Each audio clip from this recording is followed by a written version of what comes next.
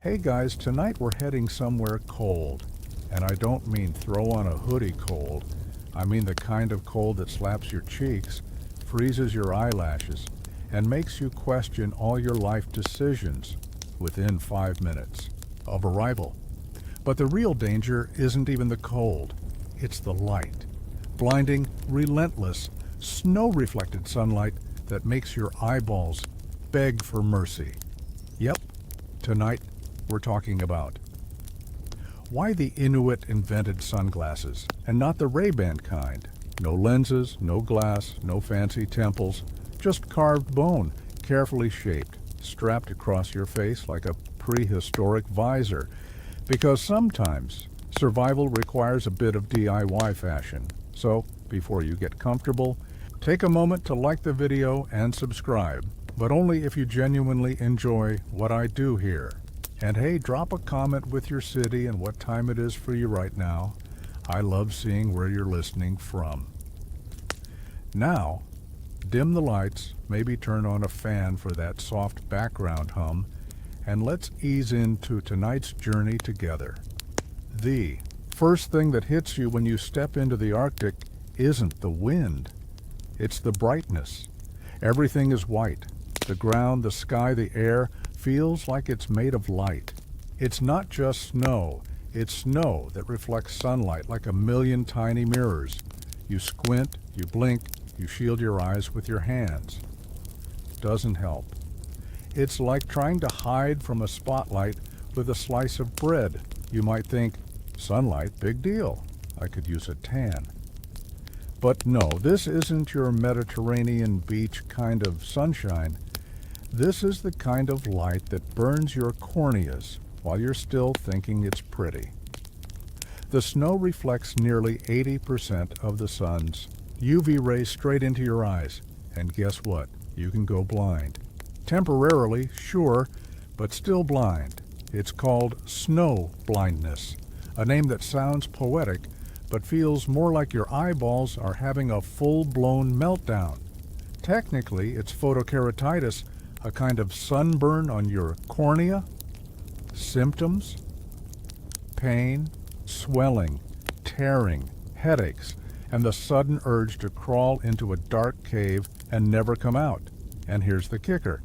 It doesn't hit you right away. You might think you're fine after a few hours trekking across the ice. But then, as you're settling down by your cozy sealskin tent, it hits. A throbbing, stinging burn behind your eyes. You try to blink it away, but nope, nature's already. Drop the hammer. Inuit people, of course, have known about this for thousands of years. You, on the other hand, probably just packed an extra pair of socks and thought that was enough.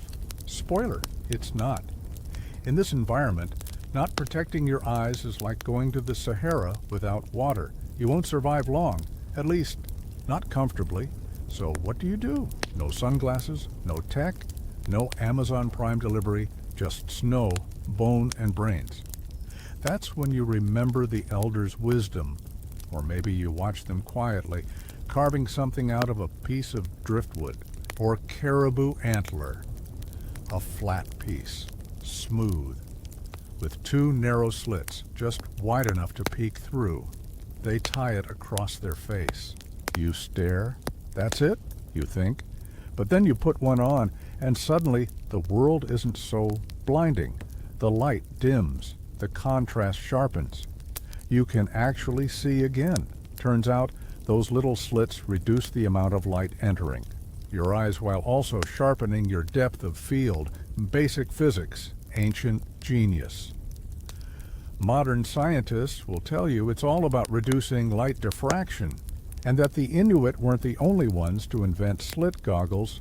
Similar designs have popped up in other snowy cultures too. But guess what? Academic debate is ongoing. No one can say with certainty who came up with it first. What we do know is this: the Inuit made it work, and they made it beautiful.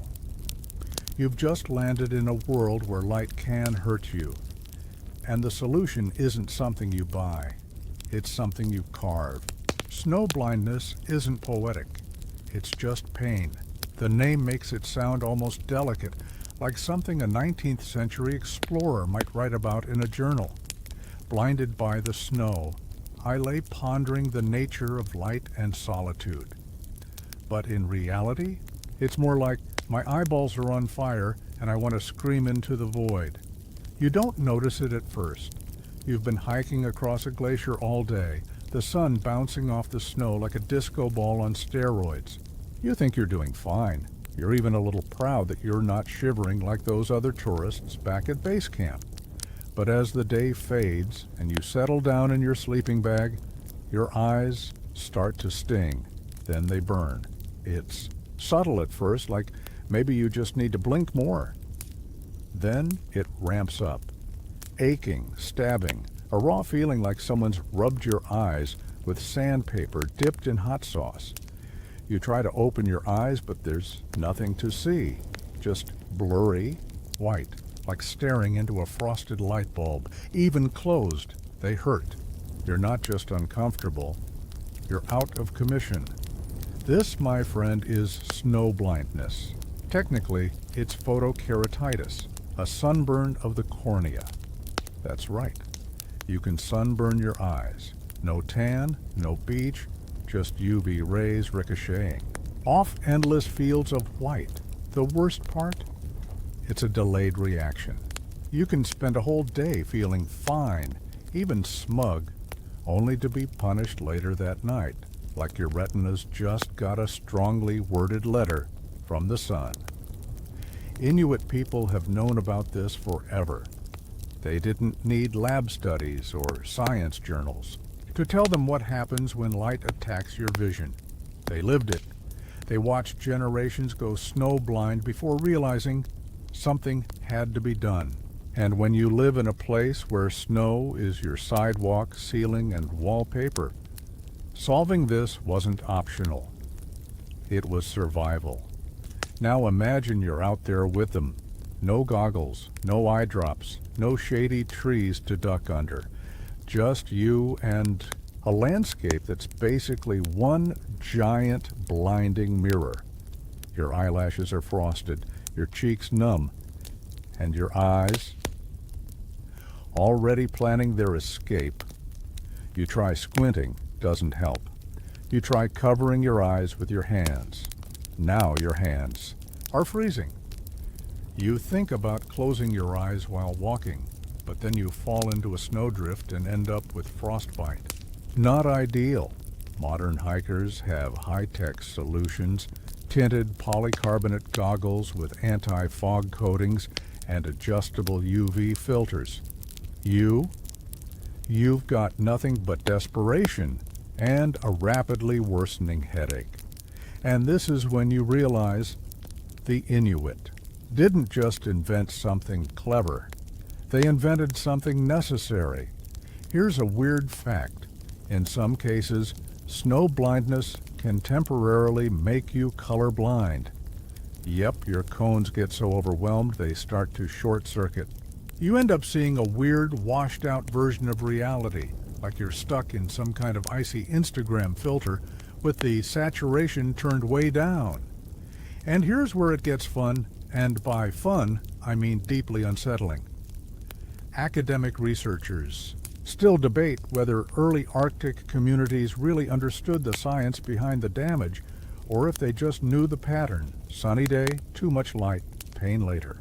But regardless of the why, they figured out the how. They didn't wait for someone else to fix it. They took action. And the solution? It's coming. But for now, as your eyeballs sizzle gently under the Arctic sun, all you can think is, there has to be a better way. Your eyes are suffering, and the worst part is, you saw this coming, literally from miles away. The sun reflecting off the snow like a personal vendetta, the bright sky offering no shade, and the wind helping by tossing light straight into your face like it's trying to win an Olympic medal in optical harassment. So you do what any sensible human would do. You start looking for a solution. But let's be clear, there's no drugstore in the tundra. No oops, forgot my Oakley's moment, followed by a quick swipe of your credit card. Out here, it's you, your survival instincts, and whatever materials you can get your frostbitten. Hands on. This is when you notice something. An elder in the camp, sitting by the entrance of a snow house, calmly rubbing a piece of bone between his hands. It's smooth, thin, kind of oval-shaped. There are two narrow horizontal slits carved into it, just wide enough to let through a razor-thin strip of light. He straps it over his eyes with a strip of hide. He doesn't squint. He doesn't wince. He just sees. You stare. This, apparently, is the solution. No lenses, no tint, just bone and precision. To your modern eyes, it looks like a weird fashion experiment. Something between ancient safety goggles and a minimalist masquerade mask. But here, it's pure utility, refined over generations of trial and error, of people who literally couldn't afford to get it wrong. These bone visors, often made from caribou antler, driftwood, or sometimes even whale baleen, weren't just slapped together. They were carefully measured to fit the wearer's face with slit width calculated by feel, not formula, to balance visibility and protection. Too narrow, and you'd be stumbling into snowbanks. Too wide, and you'd be right back in eyeball barbecue territory. So, you try one on. At first, it's weird. Your peripheral vision vanishes. Everything feels narrower, more focused, almost like tunnel vision. But then, surprise, it starts to work. The pain eases, the landscape no longer burns your retinas. Shadows become visible again, details sharpen, you're no longer overwhelmed. You're seeing, and now your inner engineer starts whispering, how does this even work? Well, here's the cool part. By limiting the amount of light that hits your eyes, these slits reduce glare dramatically. But there's also a subtle sharpening effect because the slit acts like a pinhole camera, increasing your depth of field. In short, you're not just seeing less light, you're seeing more clearly. Yeah, it's ancient optical science, without a single lab coat in sight. Historians still argue over whether these were the first sunglasses in human history. Some point to similar tools used in ancient China or other snow-heavy regions, suggesting that multiple cultures may have developed slit goggles independently. But the Inuit version? It's the one that stuck in our imagination. Maybe because it came from one of the most unforgiving environments on Earth. And it worked. And let's be honest, you didn't expect the solution to come from a bone. But here it is. Smooth, carved, simple. Functional art. You realize you're not just looking through a tool, you're looking through time. You're still wearing the bone goggles, and by now, they've started to feel like part of your face. At first, they were strange, awkward even. But now, you kind of get it. You understand why generations of Arctic travelers and hunters trusted these over anything else. And just when you're admiring how surprisingly effective they are, someone taps you on the shoulder. An elder, wrapped in fur and time-tested knowledge, motions you to sit by the fire. You do. Because when someone who's seen more Arctic winters than you've had birthdays wants to talk, you listen. He starts telling you stories, not in grand, epic tones, but like he's describing the weather, matter of fact, calm, and woven into every sentence is the quiet brilliance of a people who didn't just survive in this environment, they understood it. He shows you a pair of goggles made from driftwood, beautifully sanded down and shaped to fit the contours of a face. The slits aren't randomly cut.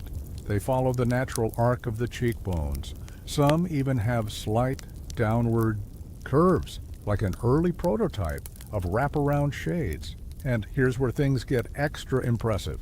The inside of the goggles, sometimes darkened with soot. Burned seal fat, rubbed along the slit to cut down light even further. Essentially, anti-reflective coating in the Arctic, thousands of years ago.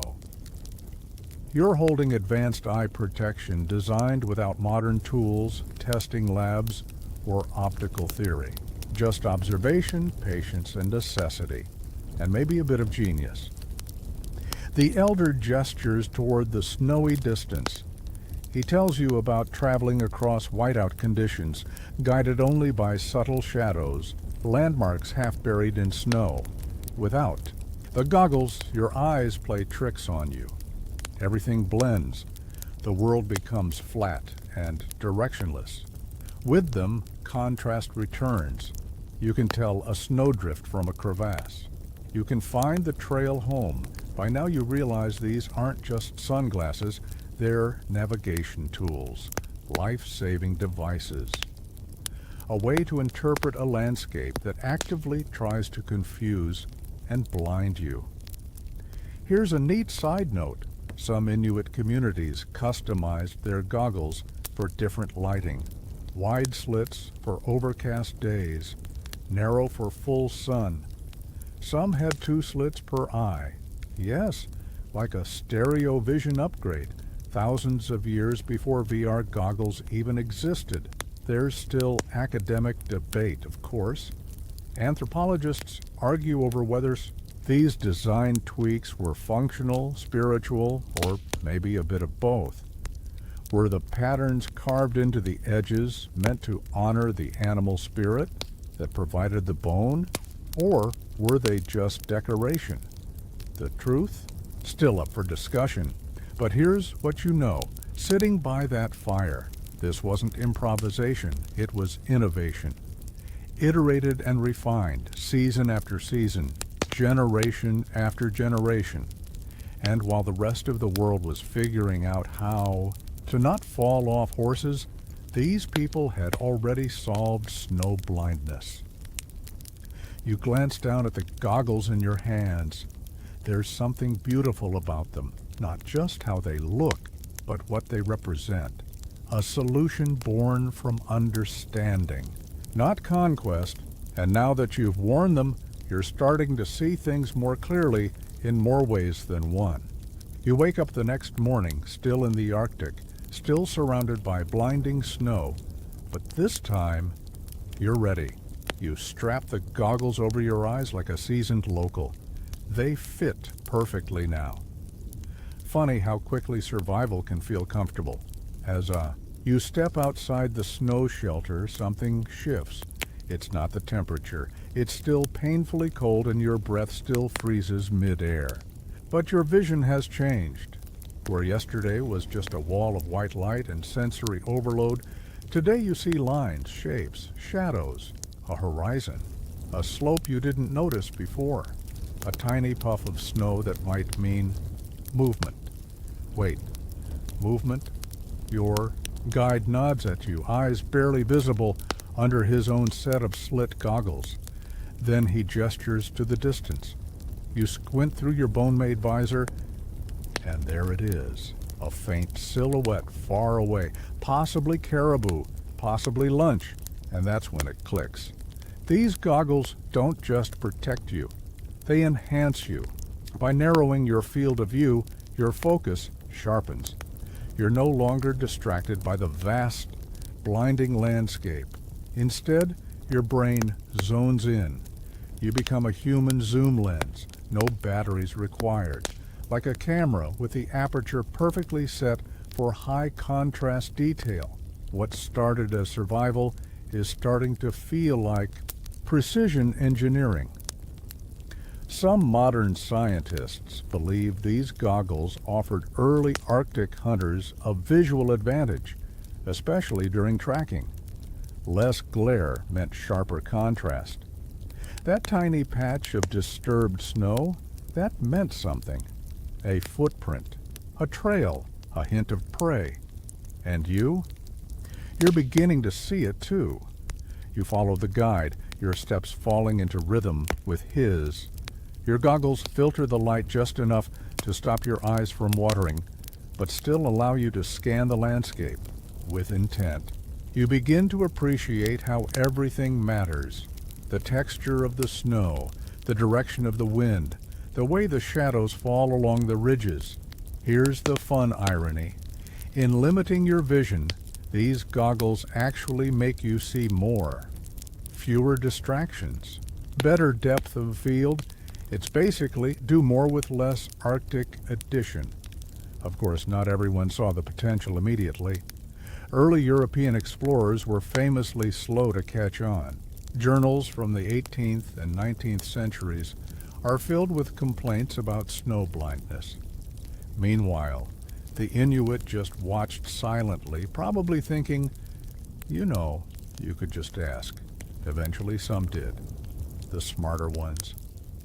The humble ones. They borrowed the goggles and never looked back, because once you see the landscape through these slits, you can't unsee how helpful they are, and that's part of the genius. Function through simplicity. No hinges. No screws, no moving parts. Just carved material, tailored slits, and a strap made from sinew or hide. You don't adjust these, you don't recharge them, you trust them. Historians still argue about whether the design came about all at once, or slowly evolved over centuries. There's no user manual carved in stone somewhere. Just artifacts, dozens of them, each slightly different, each whispering a chapter of the story you're now living. And as you trek across the ice, eyes protected, vision focused, one thought lingers. Sometimes the best technology is the one that doesn't feel like technology at all. Now that you're moving confidently across the snow and ice, goggles firmly in place, you start to notice something else.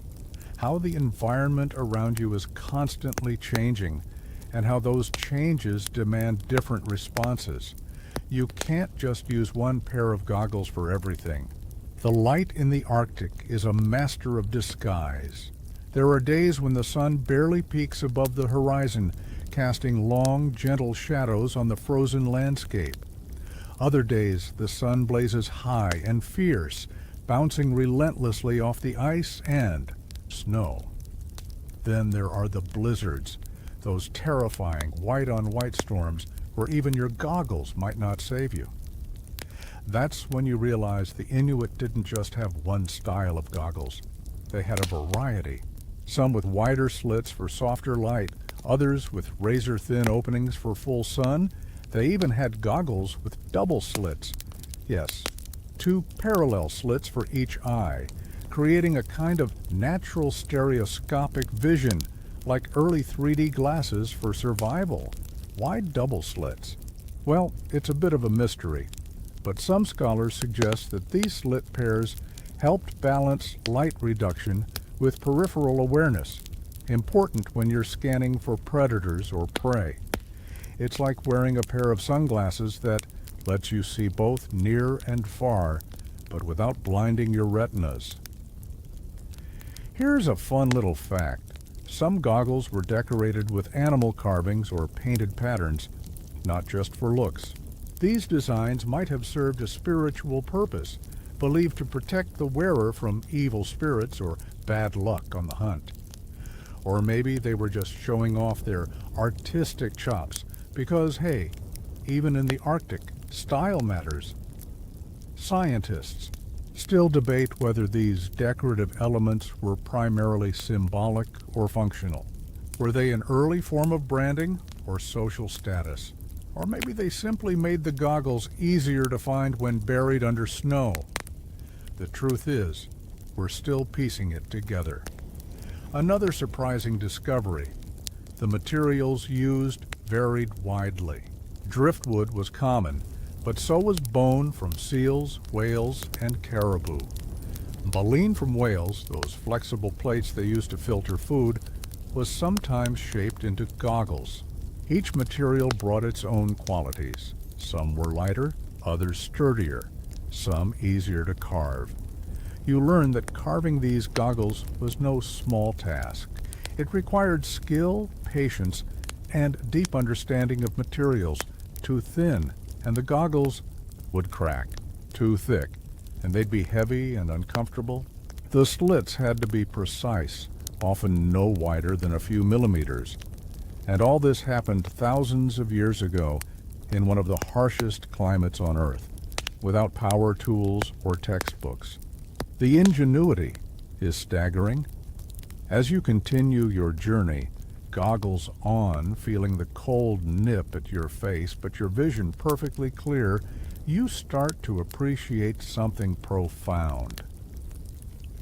Survival isn't just about toughness, it's about adaptation, and sometimes the best adaptations come in the simplest forms, like a piece of bone with two tiny slits. As you continue exploring this frozen world, you begin to appreciate how these goggles were more than just simple sun blockers. They were a form of communication, a cultural statement. Wearing them wasn't just about protecting your eyes, it was about belonging, tradition, and identity. You notice that different Inuit communities had slightly different styles. Some goggles had broader slits, some narrower. Some were more elaborately decorated, others plain and functional. These variations told stories, silently announcing who you were and where you came from, and that's when it hits you. These goggles are like the Arctic version of a baseball cap or a favorite hoodie, a way to show, I'm part of this tribe, this family, this way of life. What's more, the craftsmanship was often passed down through families. Young hunters would learn how to carve, shape, and wear goggles from their elders in quiet lessons by the fire or during long winters. The process wasn't just practical. It was deeply ceremonial, a rite of passage. You learn that some goggles were even thought to hold spiritual power. They weren't just eye protection, they were talismans. Wearing them connected you to the ancestors, to the animals you hunted, to the land itself. The very bone or wood used might come from a revered animal, and carving the goggles was done with respect and intention. Here's a quirky detail. Sometimes the slits were carved so precisely that light entering through them created patterns, or even simple symbols on the inside of the goggles. Some believe this was intentional, a way to bring good luck or ward off evil spirits, though scholars are still debating this.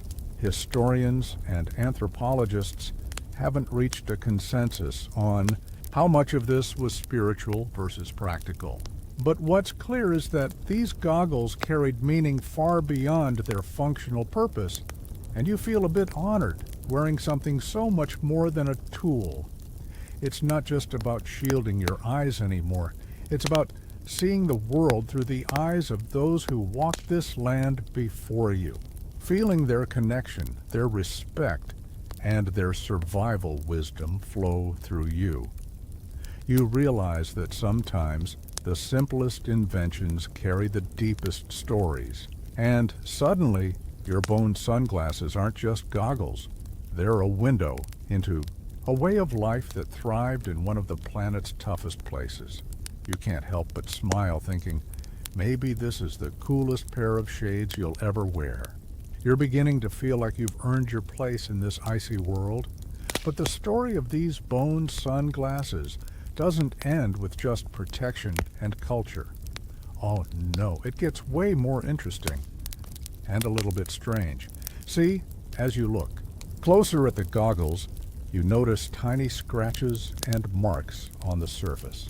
Some are so faint you almost miss them. Turns out those scratches weren't accidents. They were deliberate. Why? Because the Inuit sometimes used these goggles not just for blocking light, but for signaling. Imagine you're out on a hunt.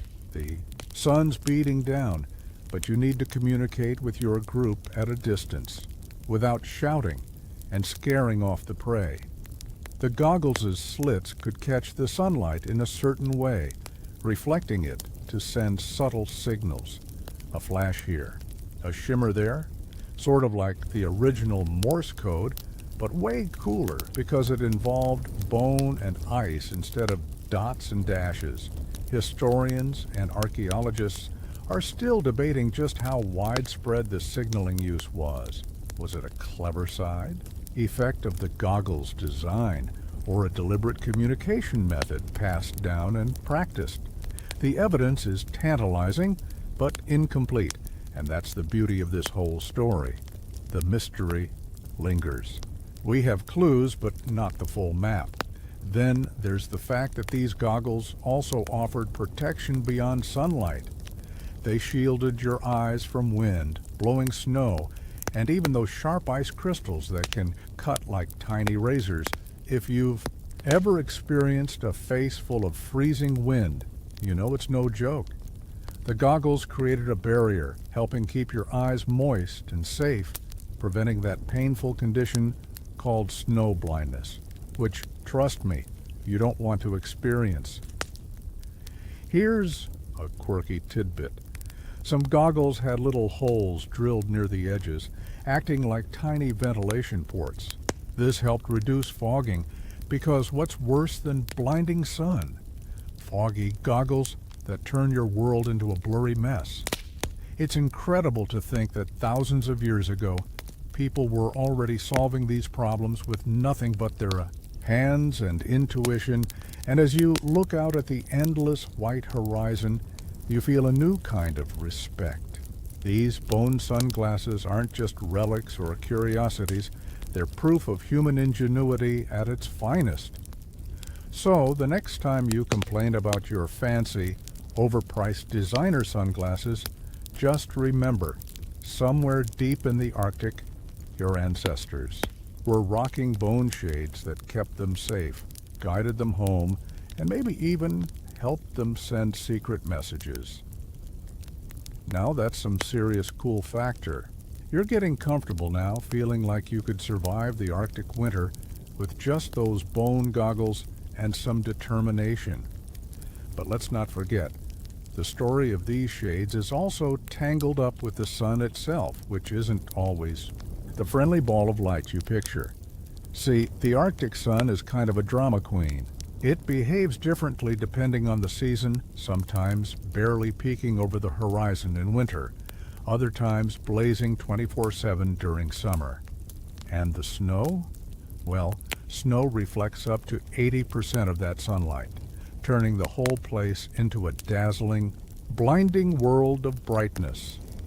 That's why snow blindness is no joke. Without protection, your eyes get overwhelmed by UV rays bouncing everywhere. It's like staring directly at a camera flash, only constant and for hours. Here's a twist. The Inuit didn't just invent sunglasses for the sun's direct glare. They also had to deal with the indirect light, the reflection that comes from snow and ice. Their bone goggles were specifically designed to reduce this reflected light, protecting their eyes even when the sun wasn't directly visible.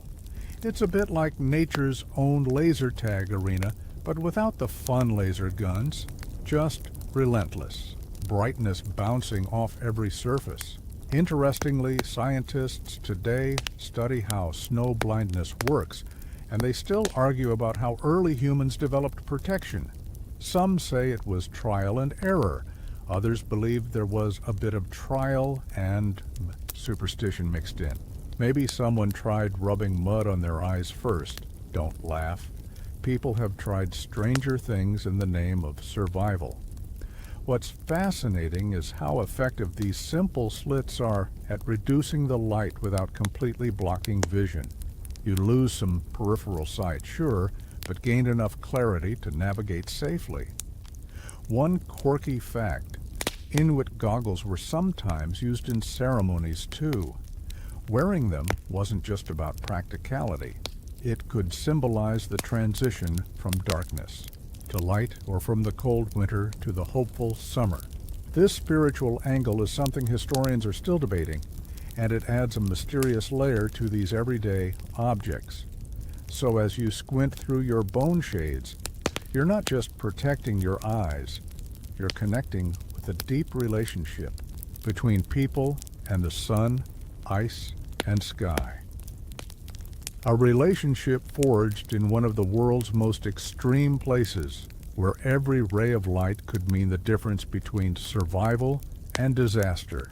And that's a powerful thought to carry as you trudge forward into the endless whiteness. By now you've gotten pretty familiar with your bone sunglasses, but let's dive into something unexpected, how the Inuit actually made these things. Because carving a pair of tiny, precise goggles out of bone isn't exactly a walk in the park, especially in freezing temperatures. You find yourself in a small workshop, the flicker of a seal oil lamp casting long shadows on the walls. An elder Inuit artisan is at work, carefully selecting the right piece of bone, maybe a jawbone from a seal or a rib from a whale. The bone needs to be thick enough to carve, but not so thick it becomes cumbersome. First, the bone is soaked in, water to make it a bit more flexible, easier to carve without cracking. Then comes the shaping, done with tools made from stone, bone, or even sharp pieces of metal traded from early explorers. You watch as tiny slits are cut with surgical precision, each slit no wider than a few millimeters. Here's the kicker. Those slits had to be perfectly spaced and sized. Too big and the sun would sneak in, causing snow blindness anyway. Too small and you'd be squinting so hard you'd get a headache. And all of this work was done without magnifying glasses or power tools. Just patient hands, practiced over years. Once carved, the goggles are smooth, polished, sometimes with sand or rough stones, to make the edges comfortable against the skin. Straps made from sinew or leather are attached to hold the goggles. Snugly in place, you realize this is not just craftsmanship, it's an art form born from necessity and refined through generations. Historians still debate how exactly these techniques evolved, whether every community developed their own styles independently, or if the knowledge traveled across tribes like whispered secret. There's also the question of how old these methods really are. Some of the oldest surviving goggles date back thousands of years, but likely the practice began long before any physical artifact could survive. One small but amusing detail. In some cases, goggles had tiny holes drilled near the edges, not just for straps, but to let air in and prevent fogging. The Inuit had already invented an ancient version of anti-fog tech, without any fancy sprays or coatings. You chuckle to yourself thinking about how modern sports glasses struggle with fogging, yet here you are wearing bone goggles that solved this problem millennia ago. So next time you complain about fiddling with your sunglasses, just remember, your Arctic ancestors mastered the craft with stone knives and pure grit. You've been wearing your bone sunglasses long enough now to really feel the rhythm of Arctic life. Each day a delicate dance with the elements. But there's one more thing you hadn't quite considered. How these goggles affect your perception of the world around you. Because those narrow slits don't just protect your eyes, they change how you see. With your field of vision so limited, your brain has to work a little harder to fill in the blanks. You become hyper-aware of shapes, contrasts, and movements instead of details. It's like watching the world in high-contrast black and white or through a pinhole camera. Some researchers suggest that this kind of vision actually enhanced hunting skills. When your peripheral vision is restricted, your focus sharpens, letting you pick up subtle changes in light or movement that might otherwise go unnoticed. It's a little counterintuitive. Usually we think seeing more is better. But here, seeing less in a certain way means seeing better. Interestingly, there's evidence that some Inuit hunters even adjusted the angle of their goggles to tune their vision depending on the task. Wider slits for tracking animals, narrower for approaching stealthily, and yet the exact benefits are still debated in scientific circles. Some studies show improved focus and contrast sensitivity with slit goggles. Others argue it's mostly psychological.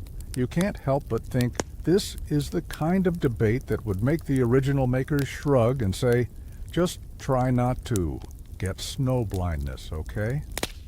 A fun aside, modern experiments have replicated these goggles with materials like plastic, and test subjects report feeling like they're seeing the world differently, less overwhelmed, more focused. Some even say it's relaxing, a kind of meditative narrowing of vision. It turns out your ancestors weren't just inventing survival gear, they were crafting a tool that changed the way the brain interprets the world. And isn't that just a little bit magical? So here you are, standing in the endless Arctic light, eyes shielded, world narrowed, focus sharpened, carrying forward a legacy that's as much about perception as protection. You've spent a good stretch of time walking through this Arctic tale, but there's something else about these bone sunglasses that's pretty fascinating. How they fit into the bigger picture of human innovation and survival across the world. You might think, okay, bone sunglasses, cool. But surely other cultures had their own ways to deal with harsh sun, right? Exactly. Around the world, people developed different solutions for bright sunlight, but the Inuits' bone goggles stand out for their simplicity and effectiveness in one of the most extreme environments imaginable. For instance, in ancient China, people used flat pieces of smoky quartz as sun shields, basically the earliest sunglasses made from glass. Meanwhile, the Romans favored polished gems as protective eyewear, but none of those were as tailored for snowy, reflective environments like the Inuit bone goggles. What's wild is how these innovations are a testament to human adaptability. Each culture figured out solutions based on their environment, available materials, and needs. But here's the kicker. Scientists still debate how much contact or knowledge transfer happened between these cultures. Did ideas about eye protection travel along trade routes, or did these inventions pop up independently, a classic case of convergent evolution in technology? The jury's still out. In the Arctic, the bone goggles were so perfectly adapted that even today, researchers study their design for inspiration. Some modern eyewear companies experiment with narrow slits to reduce glare in extreme sports. So, your bone sunglasses are not just relics of the past. They're living proof that good design stands the test of time. And here's a quirky fact. In some Inuit communities, when people first saw European explorers with glass sunglasses, they reportedly thought the shiny lenses were magical or enchanted. Bit of a culture shock on both sides, but that's the beauty of it. These bone goggles remind us that innovation isn't always about the newest tech. Sometimes it's about using what you have, understanding your world deeply, and crafting solutions that work, even if they seem strange or simple to outsiders. So as you wear your bone sunglasses, remember you're part of a grand story of human creativity stretching back thousands of years, woven into the snow and light of the Arctic itself. You've come far in your journey wearing those bone sunglasses, but now it's time to consider something a bit unexpected, the role of humor and play in this ancient invention. Yes, you heard me right. Fun and jokes in the Arctic.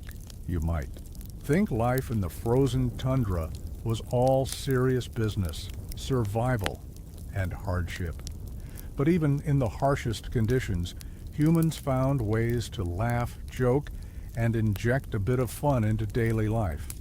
Turns out, the bone sunglasses sometimes served as props in playful teasing or storytelling.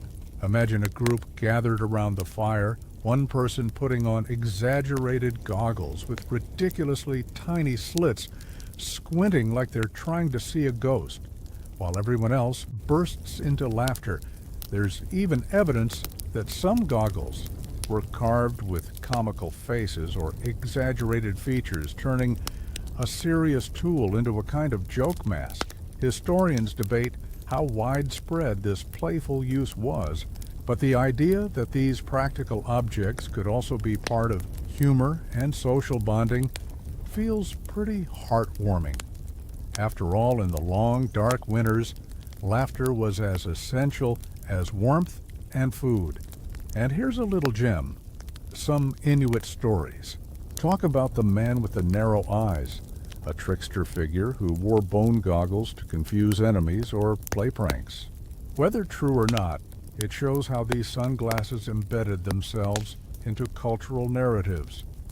It's fascinating to think that the very same item protecting your eyes also helped protect your spirit, keeping morale high and connection strong. As you adjust your bone sunglasses, maybe smile a little, knowing that ancient Arctic people used these same shades not just for survival, but for fun and connection, because sometimes the coolest inventions aren't just about function, they're about feeling alive. By now you might be thinking these bone sunglasses are pretty much perfect, but let's not get too carried away. After all, no invention is without its quirks and challenges, especially when it's made from bone, carved by hand, and used in one of the harshest places on Earth. For starters, the bone goggles weren't exactly the most comfortable thing to wear for hours on end.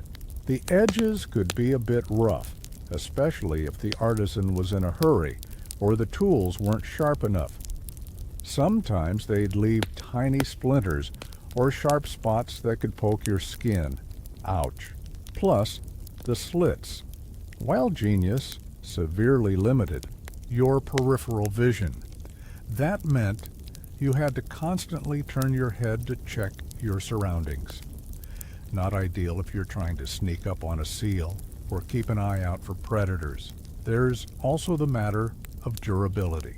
Bone is tough, but it can crack or warp, especially with exposure to moisture and extreme cold.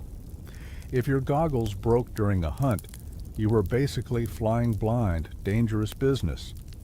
Interestingly, some Inuit groups used a sort of early repair kit, bits of sinew and resin to patch cracks and hold broken parts together. It's a testament to their resourcefulness that they made these tools last as long as possible. Historians still debate how often people replaced their goggles or how long a typical pair lasted before becoming unusable.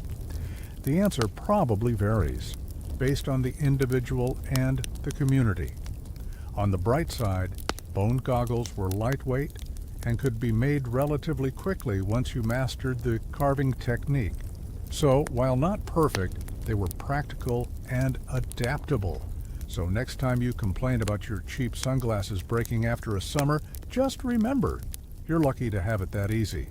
Even the coolest ancient bone sunglasses came with their own set of headaches.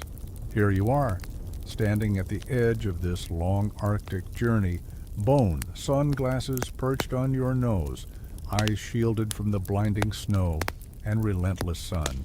You've learned how necessity, creativity, and resilience came together to shape this simple yet ingenious invention.